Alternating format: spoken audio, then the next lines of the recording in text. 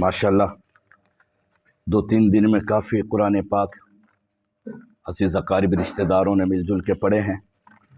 آج ہم کسی کے لیے پڑھیں گے، یقین جانو انہیں بھی ثواب ملے گا، پڑھنے والوں کو بھی ملے گا۔ رسول اللہ صلی اللہ علیہ وسلم کا فرمان ہے 3 مرتبہ قل هو اللہ احد پڑھ کے بخشو گے تو اللہ پورے قرآن کا ثواب عطا فرمائے۔ میں اپنے نوجوانوں سے اکثر کہا کرتا ہوں، تمہیں بھی کہتا ہوں، روزانہ صبح سورہ یاسین کی تلاوت کیا کرو۔ اپنے بڑوں کے لیے جو دنیا سے چلے گئے ان کے لیے بخشا کرو۔ اللہ کی قسم، اللہ کے نبی نے فرمایا 1 سورہ یاسین پڑھ کے بخشو گے 10 قرآن پاک کا ثواب ملے۔ اس کا تو دریا بہہ رہا ہے، ہم لینے والے ہی نہیں۔ سورہ یاسین کوئی مشکل تھوڑی ہے، 5 منٹ میں سورہ یاسین پڑھی جائے گی۔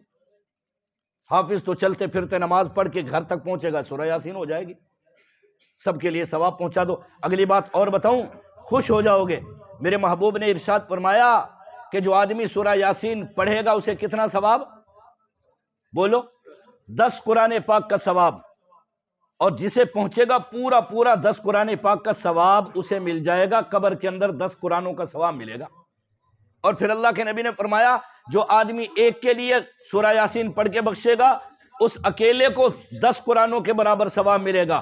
اگر وہی سورہ یاسین پوری امت کے لیے پڑھ کے بخش دی، ہر کلمہ پڑھنے والے کی قبر میں پورے 10 قرآن کا ثواب جائے گا۔ یہ اللہ کے نبی نے کیوں فرمایا؟ تاکہ امت اپنی دعاؤں میں سب کو یاد رکھے۔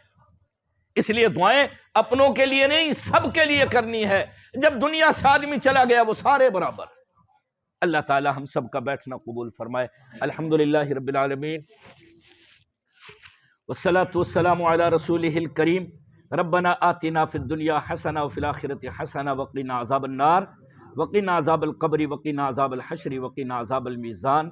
ربنا اغفر لنا ولاخواننا الذین سبقونا بالایمان۔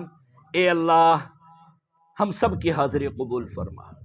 یا اللہ محض تیری توفیق سے تیرے گھر میں جمع ہوئے، اور بھائی ظہیر عباس کے ثواب کے لیے، اس کے عیسائی ثواب کے لیے، یا اللہ اس کی دعائے مغفرت کے لیے ہم سب جمع ہوئے ہیں، ہمارا جمع ہونا قبول فرما لے۔ الہ العالمین، جتنے بھی مسلمان دنیا سے چلے گئے، مرد ہوں یا عورتیں ہوں، بڑے بوڑھے بچے جوان ہوں، اے اللہ تو سب کو اس کا ثواب نصیب فرما۔ یا اللہ عزیز اقارب رشتہ داروں نے جو قرآن پاک پڑھی، سورہ یاسین پڑھی، سورتیں پڑھی اور درود شریف پڑھی، اے اللہ تو اپنی بارگاہ میں ان سب کو قبول فرما لے۔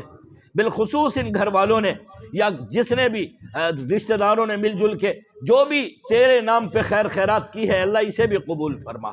ان سب کا ثواب نبی اکرم صلی اللہ تعالیٰ علیہ وسلم کے طفیل سے، آدم علیہ السلام سے لے کر آج تک جتنے مسلمان مرد و عورت دنیا سے چلے گئے، اے اللہ سب کی ارواح کو ہدیۃً پیش کرتے ہیں، قبول فرما۔